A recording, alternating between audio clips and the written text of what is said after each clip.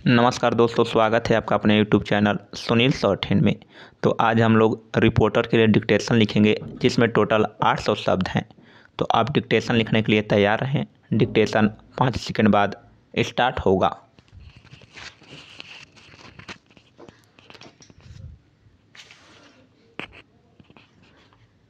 Start. उपाध्यक्ष महोदय, आप सब जानते हैं कि हिंदी हमारी राष्ट्रभाषा और राजभाषा दोनों है।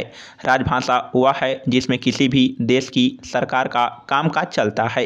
भारत में पिछले कई दशकों से अंग्रेजी ही राजभाषा रही है और सरकार के सारे कामकाज अंग्रेजी में ही चलाए जा रहे हैं। भारत की स्वतंत्रता के बाद नेताओं का यह विचार रहा कि भारत विदेशी भाषा अंग्रेजी को राजभाषा के रूप में हमेशा के लिए स्वीकार नहीं कर सकता। जब देश अपना हो गया तो उसकी राजभाषा भी अपनी ही होनी चाहिए।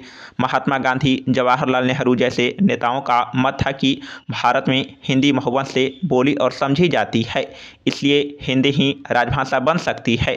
भारत सरकार ने 1963 में राजभाषा अधिनियम बनाया। इसके अनुसार सरकार के सभी कामकाज अंग्रेजी के साथ साथ हिंदी में भी किए जाने लगे। सरकार के मंत्रालयों और कार्यालयों में इसका पालन होने लगा। अब देखेंगे बैंकों में हिंदी का प्रयोग कब से और क्यों कर होने लगा। बैंक का सबसे प्रमुख कार्य जनता की धनराशि को संभाल के रखना और आवश्यकता पर ऋण आदि देकर जनता की सेवा करना है।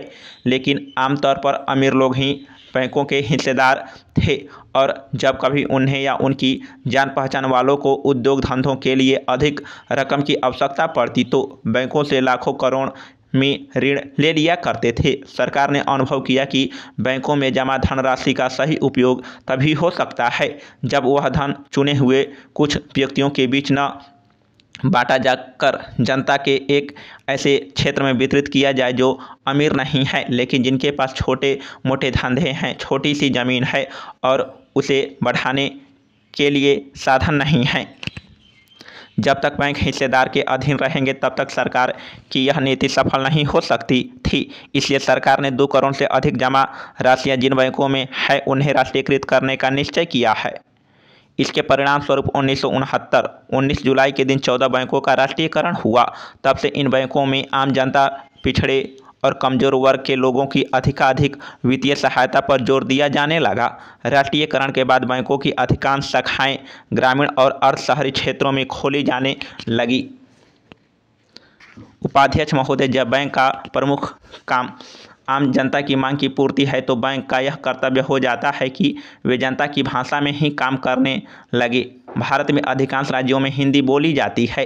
इस जगह पर कहना आवश्यक है कि सरकार ने भारत के समस्त राज्यों को उनकी भाषा के आधार पर 3 भागों में बांटा, यथा बिहार, हरियाणा, हिमाचल प्रदेश, मध्य प्रदेश, राजस्थान और उत्तर प्रदेश राज्य तथा दिल्ली संघ राज्य क्षेत्र क क्षेत्र कहलाए। गुजरात, महाराष्ट्र व पंजाब राज्य व चंडीगढ़ संघ राज्य क्षेत्र ख क्षेत्र कहलाए और बाकी राज्य ग क्षेत्र में आए। इस विभाजन का आधार राजभाषा नियम 1976 है, जिसके अनुसार क क्षेत्र में एक राज्य और दूसरे राज्य के बीच एक मंत्रालय या कार्यालय और दूसरे मंत्रालय या कार्यालय के बीच पत्राचार हिंदी में किया जाए। ख क्षेत्र में यह 100% न हो करके कुछ कम होगा और ग क्षेत्र में उससे भी कम।